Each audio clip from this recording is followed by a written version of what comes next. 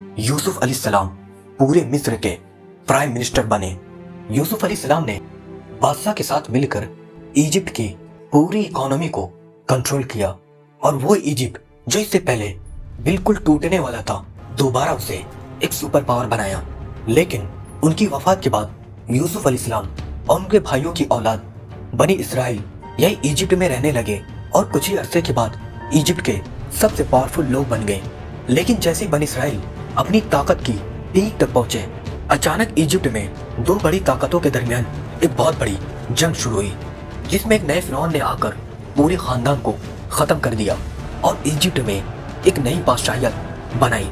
इस नए फिरौन ने इजिप्ट के पुराने सारे रूल्स को तोड़कर एक नया निजाम बनाया, जिसमें सबसे इम्पोर्टेंट रूल ये था कि आज के बाद बाहर से आए हुए लोगों को इजिप्ट में बिल्कुल भी बर्दाश्त नहीं किया जाएगा।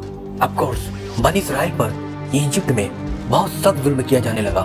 नए फिरौन ने आते ही बनी इसराइल के सारे कारोबार बंद कर दिए और उन्हें अपना गुलाम बना लिया और अगले 400 साल तक बनी इसराइल इजिप्ट के लोगों के गुलाम रहे।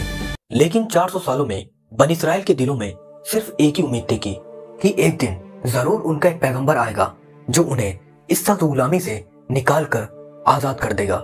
और एग्जैक्टली ऐसा ही हुआ।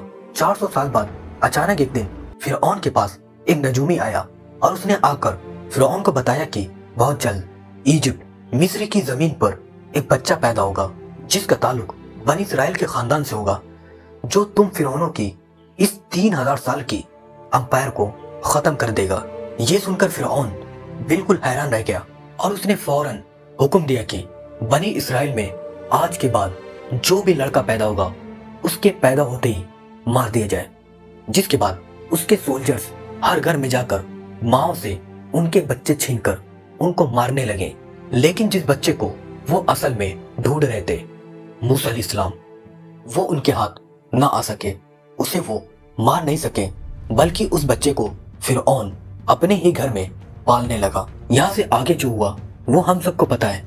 मतलब मूसा अलैहिस्सलाम ने पैगंबर बनने के बाद फिरौन के सामने जाकर एक ही डिमांड रखी कि मेरे खानदान बनी इसराइल को गुलामी से आजाद कर दिया जाए। और बहुत सारे मिरेकल्स के बाद आखिर फिरौन ने उनकी बात मान ली और बनी इसराइल को आजाद करके इजिप्ट से निकलने की इजाजत दे दी। जिसके बाद बनी इसराइल के 6 लाख लोग एक ही रात में 400 साल बाद इजिप्ट को छोड़कर फलस्तीन की तरफ रवाना हुए। लेकिन अचानक पता नहीं ऐसा क्या हुआ कि तो उस वक्त के फिरौन ने बनी इसराइल को इजाजत देने के बाद भी अपना किया हुआ वादा तोड़ दिया और अपनी पूरी फौज को जंग के लिए तैयार होने का हुक्म दिया। जिसके बाद फिरौन अपनी फुल ताकत के साथ मूसा अलैहिस्सलाम का पीछा करने लगा। लेकिन जैसे वो बनी इसराइल को खत्म करने के लिए उनके बिल्कुल करीब पहुंचा, एग्जैक्टली उसी वक्त अल्लाह ने मूसा और बनी इसराइल को बचा लिया और फिरौन और उसकी पूरी फौज को उस पानी में गर्क कर दिया। आखिर ये फिरौन कौन था? क्या हिस्ट्री में इस तरह का कोई फिरौन है? Let's find out. ये फिरौन ये कोई नाम नहीं है, ये टाइटल है इजिप्ट के हुक्मरानों के लिए।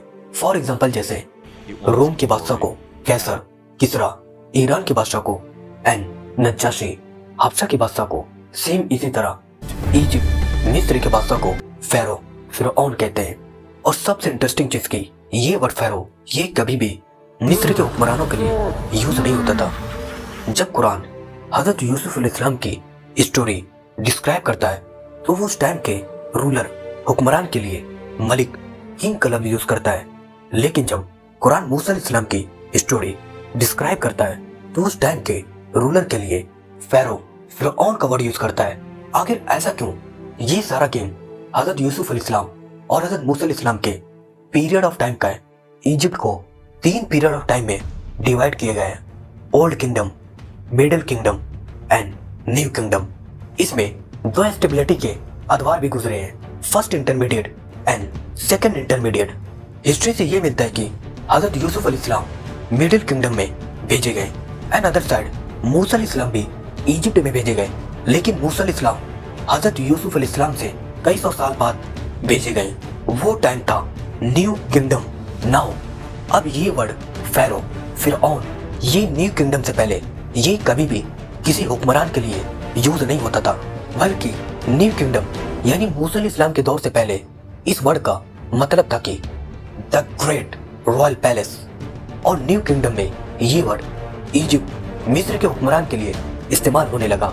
और इसी रीजन की वजह से कुरान यूसुफ अलैहिस्सलाम के टाइम के हुक्मरान के लिए मलिक, किंग का वर्ड यूज किया, क्योंकि उस टाइम पर ये वर्ड फैरो किसी हुक्मरान के लिए इस्तेमाल होता ही नहीं था। न्यू किंगडम में जाकर यानी मूसा अलैहिस्सलाम के टाइम में ये वर्ड किसी हुक्मरान के लिए इस्तेमाल होने लगा। ये रीजन था कुरान का दो अलग अलग वर्ड यूज करने का, और ये एक बहुत बड़ा मिरेकल है कुरान का।